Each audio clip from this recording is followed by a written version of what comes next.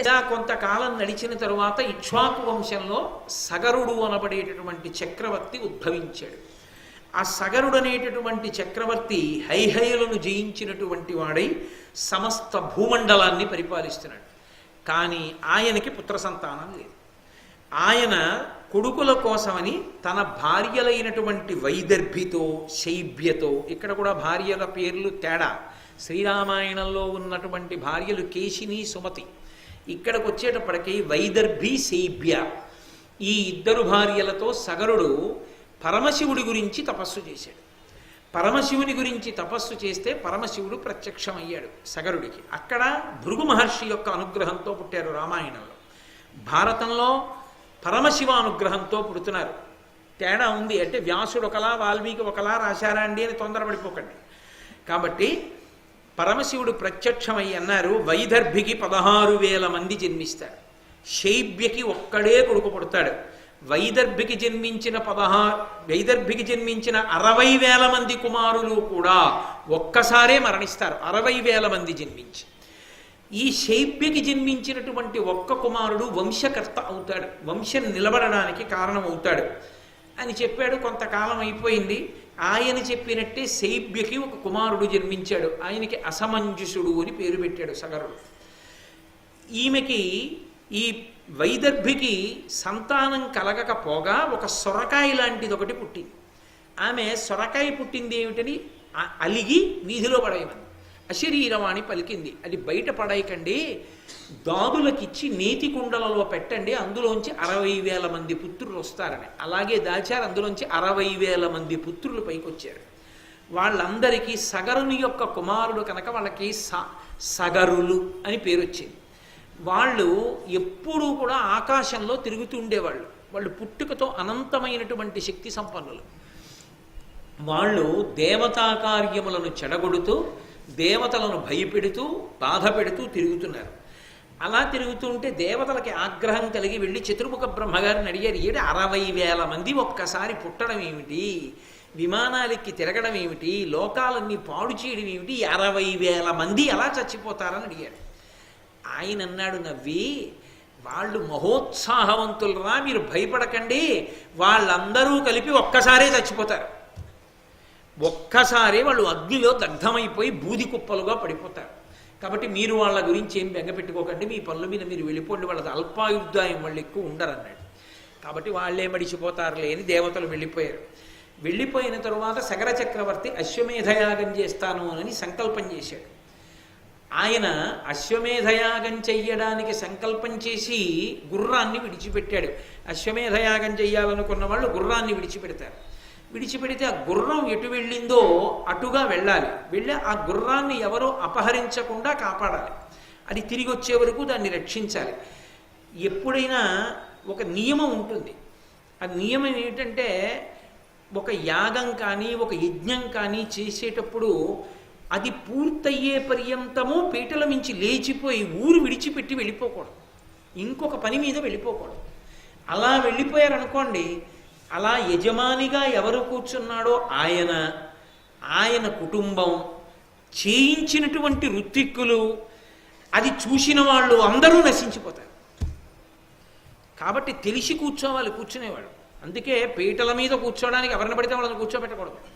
ధర్మం తెలిసిన్నవాడిని కూర్చోబెట్టాలి తప్ప అర్ధంతరంగా లేచిపోయి అకస్మాత్తుగా పనొచ్చిందండి అని వెళ్ళిపోకూడదు. 2, ఒకసారి దీక్షా స్వీకారం చేసి కంకణం కట్టుకున్నాడు అనుకోండి, శాస్త్రం శాస్త్రమే, ఇక ఏం జరిగినా ఆయనకి ఏ విధమైనటువంటి అశౌచము రాదు ఆయనకి, అది కాపాడి తీరుతుంది అంతే. కంకణం అంటే కంకణమే. ఇంకా కంకణం అంటే రక్షణి ప్రసరింపచేస్తుంది, ఈశ్వరానుగ్రహాన్ని ప్రోధి చేస్తారు మంత్రముల చేత. ప్రోధి చేసి ఆ కంకణాన్ని తీసుకొచ్చి సమంత్రకంగా కట్టుకోవాలి. ఎలా పడితే అలా చెప్పులేసుకుని అది కట్టేసుకుంటే ఇంకా దాని శక్తి ఉండదు. ఎలా కట్టుకోవాలో అలా కంకణాన్ని, అంటే జలపాత్ర మీద పెట్టి కుంభం మీద చేతిని పెట్టి కట్టించుకోవాలి. భర్త అయితే భార్య చేత, భార్య అయితే భర్త చేత కట్టించుకోవాలి. అలాగే పెళ్లి కానటువంటి పిల్లలైతే తండ్రి కానీ తల్లి కానీ కడతారు కంకణాన్ని. కాబట్టి ఆ కంకణం ధారణ చేసిన తరువాత పీటల మించి లేవకూడదు. కాబట్టి ఇప్పుడు మరి ఏ ధైర్యం చూసుకుని విడిచిపెట్టాడు గుర్రాన్ని? ఇప్పుడు ఆ గుర్రాన్ని ఎవరైనా అపహరించారనుకోండి, పోతుంది అశ్వమేధయాగం. అక్కడతో పోయిందంతే. ఇప్పుడు యాగము చేస్తానని సంకల్పం చేసి యాగం చెయ్యలేకపోతే ప్రాయశ్చిత్తం చేసుకోవాలి. అంటే అదో బాధ వస్తుంది. సగంలో ఆగిపోయిందిగా యాగం, యాగం పూర్తవలేదు. యజ్ఞభంగము, యాగము పూర్తవకుండా ఉండడము క్షేమకరములు కావు. యాగం పూర్తయిపోవాలి. అందుకే దక్షయజ్ఞ ధ్వంసం చేసిన పరమశివుడు అంతటి వాడు మళ్ళీ దక్షుడికి ప్రాణం ఇచ్చి మేకతలకాయ పెట్టి ఒరే వెళ్ళి కూర్చుని ఆ యజ్ఞం పూర్తి చేసేయి అన్నాడు. మన దక్షారామంలోనే జరిగింది దక్షయజ్ఞం. దాని పేరు దక్షారామం. కర్మకాలేది ద్రాక్షారామం అయింది. ద్రాక్షారామం కాదది, అది దక్షారామం, దక్షుని యొక్క ఆరామం. కాబట్టి ఆ దక్షుని యొక్క యజ్ఞాన్ని భంగం చేసిన పరమశివుడే యజ్ఞం పూర్తయిపోయేలా అనుగ్రహించాడు. కాబట్టి యజ్ఞ దీక్ష తీసుకుని పీటల మీద కూర్చున్నవాడు లేవకూడదు ఏ కారణానికి అంటే, ఇప్పుడు గుర్రం కనపడకుండా పోతే లేవచ్చా? లేవకూడదు. అది కూడా ఒక పరీక్షకి లోనవుతుంది. ఎంత నిలబడతాడు ధర్మానికి చూద్దాం అని పరీక్షకి లోనవుతారు ఒక్కొక్కసారి. అది తట్టుకోగలిగినటువంటి వాడై ఉండాలి. అందుకని సగర చక్రవర్తి కూర్చున్నాడు పీటల మీద. అశ్వమేధయాగం మొదలుపెట్టారు, గుర్రాన్ని విడిచిపెట్టారు. ఆ గుర్రం తిరుగుతోంది భూమండలం మీద. సగర చక్రవర్తి గుర్రంగా పట్టగలిగిన వాడెవరు అనుకున్నాడు. అది ఈ ఇంకిపోయినటువంటి సముద్రాలున్న ప్రాంతంలోకి వెళ్ళి అంతర్ధానం అయిపోయింది. అంతర్ధానం అయిపోయిందన్న మాటకి గుర్తేమిటి? దేవతలే చేశారని గుర్తు. దివ్ అంటే తేజస్సు, జ్యోతిస్వరూపులైనటువంటి వాళ్ళు చేశారు. ఎందుకు చేశారు? దానికి ఒక కారణం ఉంటుంది. కారణం లేకుండా వాళ్ళు చేయరు. వాళ్ళు దాన్ని తీసేశారు. తీసేస్తే మళ్ళీ ఎక్కడో పెట్టేశారు. అది ఎక్కడ పెట్టారో తెలుసుకోవాలి ఇప్పుడు, లేకపోతే యజ్ఞం పూర్తవదు. కాబట్టి సగర చక్రవర్తి లేవచ్చా పీటల మించి? లేవకూడదు. కాబట్టి ఆయన అన్నాడు, ఒరే నాకు పరమ దక్షులైనటువంటి వారు, శక్తివంతులైన వాళ్ళు 60,000 మంది కొడుకులు ఉన్నారు కదరా మీరు. కాబట్టి మీరు ఓ సగరులారా, మీరు 60,000 మంది వెళ్ళి గుర్రాన్ని వెతకండి ఎక్కడుందో అన్నాడు. వాళ్ళు భూమండలాన్నంతటినీ వెతికేశారు. ఎక్కడా గుర్రం కనపడలేదు. ఎక్కడా గుర్రం కనపట్టలేదంటే ఈ లోకంలో లేదు గుర్రం. ఇంకెక్కడుంటుంది? ఉంటే ఊర్ధ్వలోకాల్లో ఉండాలి, లేకపోతే పాతాళ లోకంలో ఉండాలి. సాధారణంగా యజ్ఞభంగం ఎవరు చేస్తారు? రాక్షసులు చేస్తారు. రాక్షసులు ఎక్కడ ఉంటారో పాతాళ లోకంలో ఉంటారు. కాబట్టి పాతాళంలో వెతుకుతాను రండి అన్నారు. పాతాళానికి ఎలా పెడతారు? భూమిని తవ్వేయాలి. తవ్వాలి అంటే కొంచెం నీళ్ళవి పోసి కాస్త మెత్తమెత్తగా ఉందనుకోండి, తవ్వేయడం తేలిక. ఒరే ఎలాగో నీళ్ళు ఎండిపోయాయి, బురదగా ఉంది, ఇక్కడ గోతులు తవ్వుదాని రండి అన్నారు. అని వాళ్ళు ఇంకిపోయిన సముద్రాల దగ్గర గోతులు పెట్టి పాతాళలోకానికి వెళ్ళారు. వీళ్ళు దేవతల్ని ఇబ్బంది పెడుతున్నారనే కదూ దేవతల వ్యూహం. ఈ లోకమునంతటినీ కూడా తనదిగా భరించేటటువంటి శ్రీ మహావిష్ణువు కపిల మహర్షి రూపంలో పాతాళలోకంలో కూర్చుని ఆయన తపస్సు చేసుకుంటున్నారు ఆ టైంలో. అంటే ఆయన అప్పటికి ఆ అవతార స్వీకారం చేసి ఉన్నారు. అవతారము అంటే ఒక్కొక్క ప్రయోజనం కోసం ఒక్కొక్కసారి ఆయన భూమండలానికి వస్తారు. ఆయన అప్పుడు ఒక ప్రయోజనానికి వచ్చారు, ఏదో దేవహూతి కర్దములకు. అందులో దేవహూతికి ప్రత్యేకంగా జ్ఞానబోధ చేయడం కోసం వచ్చింది కపిలావతారం. దానితో పాటుగా తను సృజించినటువంటి భూమిని పాడు చేస్తున్నటువంటి ఈ సగరుల జోలికి వెళ్ళి ఆ సగరుల్ని సంహరించడానికి కూడా ఆయన వచ్చాడు. కాబట్టి ఆయన తపస్సు చేసుకుంటూ కూర్చున్నాడు. మంచి జ్ఞానము కలిగిన వాడిగా ఆవిర్భవించి ఉన్నాడు కనుక ఆ సమయంలో. భూమి జోలికి వెడితే ఒకటి భగవానుడు అంగీకరించడు విష్ణు. ఎందుచేత అంటే భూమికి ఒక రహస్యం ఉంటుంది. పృథివీ సూక్త భూసూక్తం అని ప్రత్యేకంగా జరుగుతుంటారు. దానికి వసుంధర అని పేరు. సమస్త ఐశ్వర్యమునకు గని ఏది అంటే భూమి. ఈ భూమియే సమస్తమునకు ఆధారం. మనం నిలబడ్డామంటే భూమి మీదే, ఇల్లు కట్టుకుంటే భూమి మీదే, తినాలంటే భూమిలోంచే రావాలి, ఏదైనా భోగం అనుభవించాలంటే భూమిలోంచి వచ్చిందే భోగానికి కారణం. ఓ మంచం మీద పడుకోవాలనుకోండి, ఓ చెట్టు భూమిలోంచి వస్తే చెట్టునే మంచంగా మార్చుకుని పడుకోవాలి. ఓ కుర్చీ చేయించుకోవాలంటే కొయ్య కావాలంటే చెట్టు ఉండాలి. ఓ కారు చేయించుకోవాలంటే ఇనుము రావాలంటే గనిలోంచి భూమిలోంచి రావాలి. కారు పరిగెత్తాలంటే పెట్రోల్ కావాలంటే భూమిలోంచి రావాలి. సమస్త ఐశ్వర్యములకు గని భూదేవి. ఆఖరికి పడిపోయిన వాడు కూడా చిట్ట చివరికి భూమిలోకే వెళ్ళిపోతాడు. మలమూత్రములు ఆమె ముఖం మీద విసర్జించిన నా బిడ్డలని ఆవిడ ఓర్చి పుచ్చుకుంటుంది. ఆఖరణ శరీరం పడిపోయినప్పుడు చేరిపోయేది కూడా నిజానికి ఆ తల్లి ఒడిలోకే చేరిపోతాం. అంతటి మహాస్వరూపం ఆ తల్లిది, భూదేవిది. అటువంటి భూదేవి శ్రీ మహావిష్ణువు యొక్క ఇల్లాలు, ఆయన భార్య. ఆయన భార్య కనుక మనకి తల్లి. అటువంటి భూదేవి గమ్మత్తు ఏమిటంటే మళ్ళీ ఇదే భూమికి పార్వతీదేవి శాపం సుబ్రహ్మణ్య జననమునందు. ఎంత ఘోరమైన శాపం ఇచ్చిందంటే పార్వతీదేవి ఈ భూమి శివవీర్యాన్ని పట్టింది ఒకప్పుడు. అది ఏదైనా సహిస్తుంది కానీ ఆడది తన భర్త తేజస్సు తాను పట్టుకోవాలి తప్ప తన భర్త తేజస్సుని వేరొకరు పట్టుకుంటే, వేరొకరు వహిస్తే ఆ స్త్రీని భార్యారూపంలో ఉన్న స్త్రీ సహించలేదు. దాన్ని పార్వతీదేవే అంగీకరించలా. నా భర్త తేజస్సును నువ్వెందుకు పట్టావని, పరమహీనమైన పని చేశావు కాబట్టి హీనమైన బ్రతుకే నీకు ఇస్తున్నాను. ఏమిటో తెలుసా? తండ్రికి భార్యవే, కొడుక్కి భార్యవే నువ్వు. దారుణం కదూ. కొడుక్కి తండ్రి భార్య తల్లి తప్ప కొడుక్కి మళ్ళీ ఆమె భార్య కాదు. కానీ భూమికి భూపతులు అంటారు. తండ్రి రాజ్యం చేస్తాడు భూపతి. తండ్రి మరణిస్తే కొడుక్కి పట్టాభిషేకం అవుతుంది. కొడుకెవరు? భూపతి. అప్పుడు ఏమైంది? ఇద్దరూ భూపతులే. తండ్రికి కొడుక్కి కూడా భూమిపతులు అయ్యారు వాళ్ళు. నువ్వు అలా పిలిపించుకుంటావు. దాని వలన ఎంతో సిగ్గుపడవలసిన లక్షణాన్ని పొందవలసి వస్తుందని పార్వతీదేవి శాపం వచ్చింది భూమికి ఒకానొకప్పుడు. ఇవన్నీ మనుష్యులు తప్పు చెయ్యకూడని ఏ ఉన్నాయో, ఏ తప్పు చేస్తే అత్యంత ప్రమాదాలు వస్తాయో నిరూపణం చేశాయి కావ్యాలు, పురాణాలు. కాబట్టి ఆ తల్లి విష్ణువు యొక్క భార్య భూమి. ఆ తల్లి జోలికి వెడితే ప్రమాదం. ఆమె ఎందు రెండు లక్షణములు ఉంటాయి. ఎంత ప్రజ్ఞ అయినా మనుష్యుడు పొంది ఉండవచ్చు ఈశ్వరానుగ్రహంతో. అంగుళం భూమిని పెంచలేడు, అంగుళం భూమిని తగ్గించలేడు. తనది భూమి అన్నవాడు భూమిలో కలిసిపోతాడేమో కానీ భూమిని తనతో పట్టుకుని వెళ్ళేవాడు లేడు. కానీ ఎవడు భూమిని పాడు చేసే ప్రయత్నం చేస్తాడో, భూమిలో ఉన్నవన్నీ తనవిగా చేసుకునే ప్రయత్నం చేస్తాడో వాడు ఎప్పుడైనా ఏ యుగంలోనైనా విష్ణువు చేత బాధింపబడుతుంటాడు. మీరు చూడండి, యజ్ఞవరాహావతారం ఎందుకు ఎత్తాడు? భూమిని సముద్రంలోకి తీసుకెళ్తేనే. హిరణ్య కసిప్ అన్న మాటకు అర్థం ఏంటో తెలుసా? కసిప్ అంటే మంచం భోగించడం. అన్నీ నావి అన్నీ నావి అని భూమి మీద ఉన్నవన్నీ నావి నావి అంటే హిరణ్య కసిపుడిని చంపేశాడు. అప్పటి నుంచి ఇప్పటికీ భూమి జోలికి వెడితే భగవానుడు ఒప్పుకోడు. అందుకే భూమిని ఎంతవరకు వాడాలో అంతవరకే వాడాలి. అందుకే ఒక మాట చెప్తారు, పాదాలు వేసి నడుస్తున్నప్పుడు చప్పుడు వినపడకూడదు. నువ్వు నడవడానికి అవసరమైనంత దట్టించాలి తప్ప నీ కాలి చప్పుడు అయ్యేటట్టుగా భూమిని తన్నకూడదు. తంతే దోషం వస్తుంది. మా చిన్నతనంలో నడుస్తున్నప్పుడు చప్పుడు వస్తే దెబ్బలాడేవారు. ఏమిటో అలా నడుస్తావు, తేల్చి వేయి అడుగు, ఎందుకు అలా చప్పుడు వస్తుంది అనేవారు. చప్పుడు రాకూడదు అలా. కాబట్టి భూమిని దట్టించిన చప్పుడు రాకూడదు. బతుకు లేదు కాబట్టి నడవాలంతే.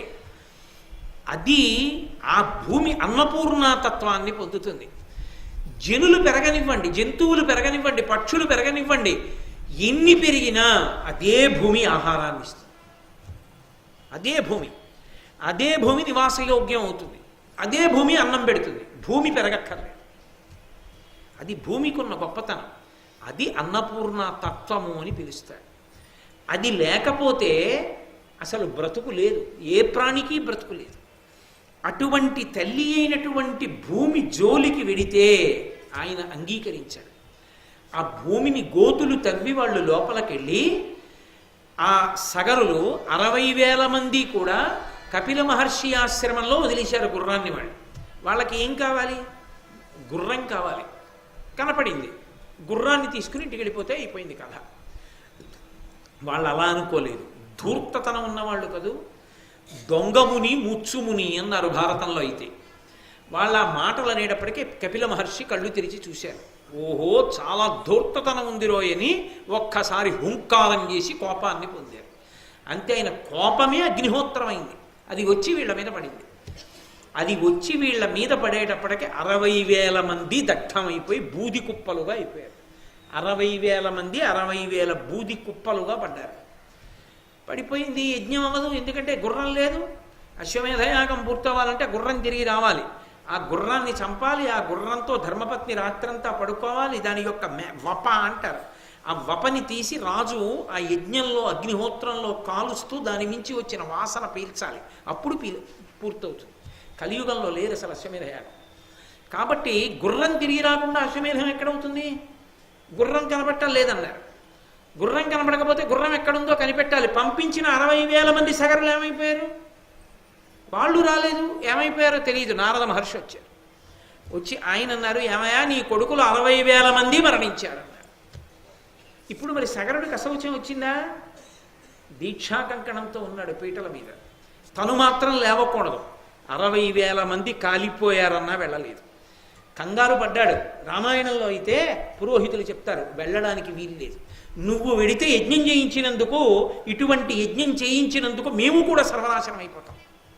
అందుకే యజ్ఞయాగాది క్రతువుల యందు ఎప్పుడైనా సరే ఆ యాజ్ఞికమును స్వీకరించేటప్పుడు బ్రాహ్మణులు కూడా చూసుకోవాలా, చేసేవాళ్ళు సరిగ్గా చేసేవాళ్ళేనా. అంతేకాని ఎవరికి పడితే వాళ్ళకి యజ్ఞాలు యాగాలు చేయించకూడదు. ధర్మశాస్త్రం అంతే. కాబట్టి నువ్వు వెళ్ళిపోతే యాగం పోతుంది, యాగం పోతే మేము కూడా నాశనం అయిపోతాం.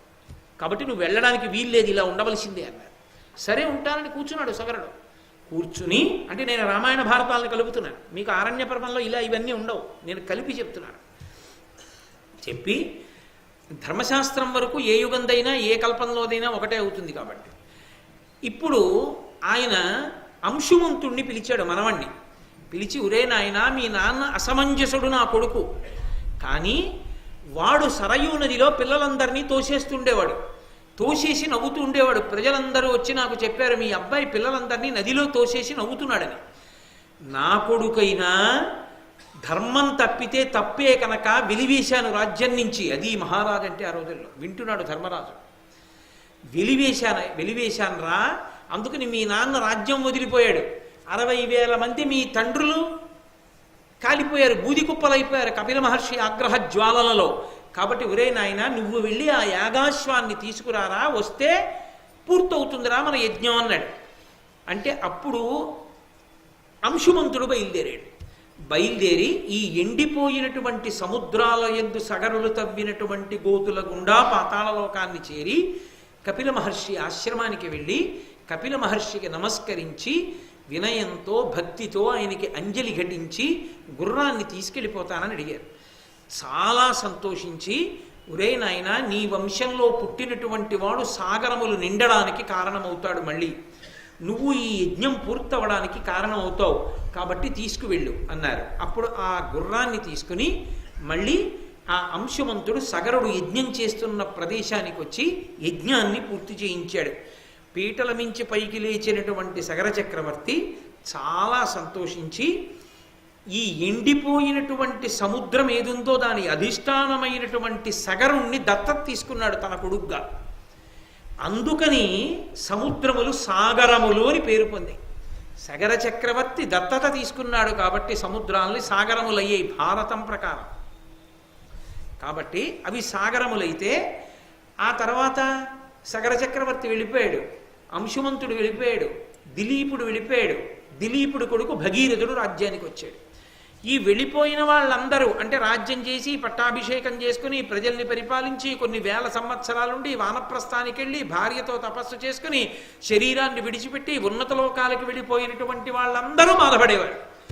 అయ్యో, మాకు సంబంధించినటువంటి పూర్వీకులు పితృదేవతలు బూది కుప్పలై పడిపోయారు 60,000 మంది.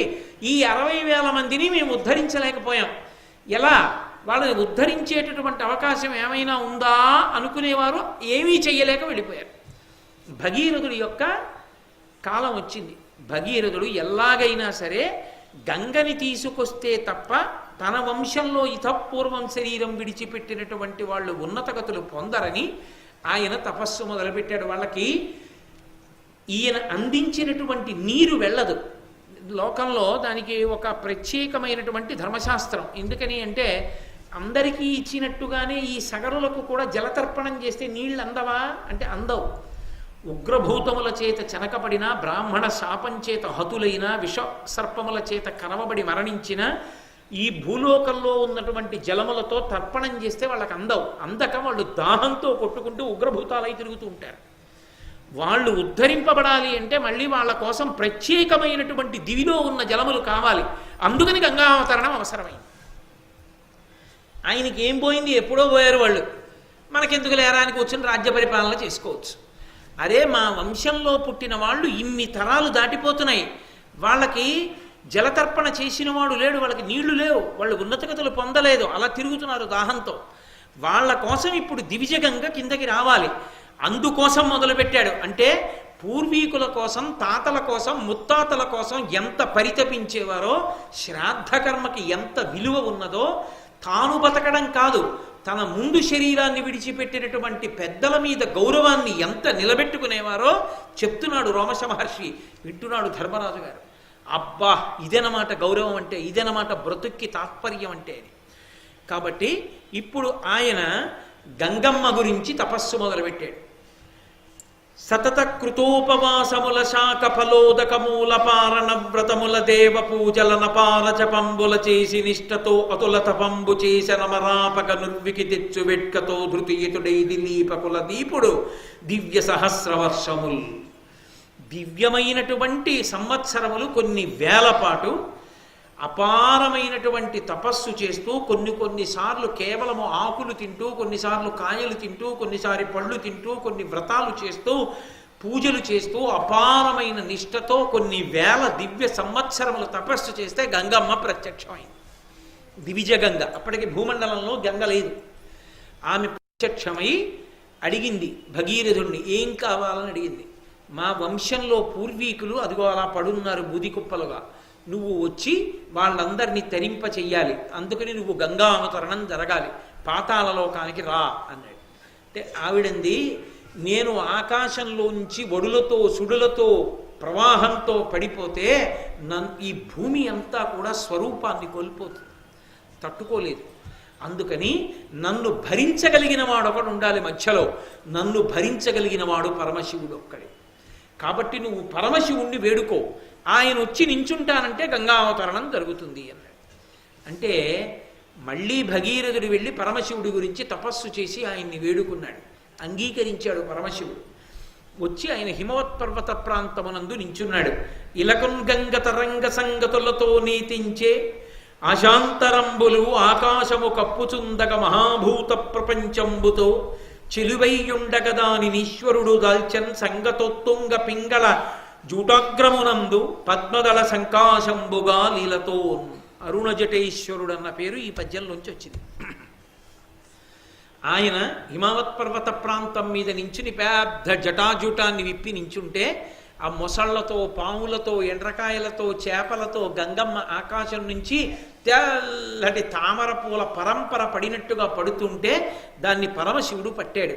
ఆ పరమశివుని శరీరానికి తగిలి ఆయన యొక్క జటాజూటం ఎర్రగా కనపడుతుంటే అక్కడి నుంచి ఆయన ఒంటినంతటిని తడుపుతూ కింద పడి గంగా ప్రవాహం భగీరథుడి వెంట బయలుదేరి పాతాళలోకానికి చేరి, ఆ పాతాళలోకంలో ఉన్నటువంటి సగర చక్రవర్తి యొక్క కుమారులైన 60,000 మంది సగరుల యొక్క శరీరములు కాలిపోయినప్పుడు ఏర్పడినటువంటి బూది కుప్పల మించి ప్రవహిస్తూ వెళ్ళిన కారణం చేత సగరులకు జలతర్పణం లభించి వాళ్ళు ఉన్నత లోకాల్ని పొందారు.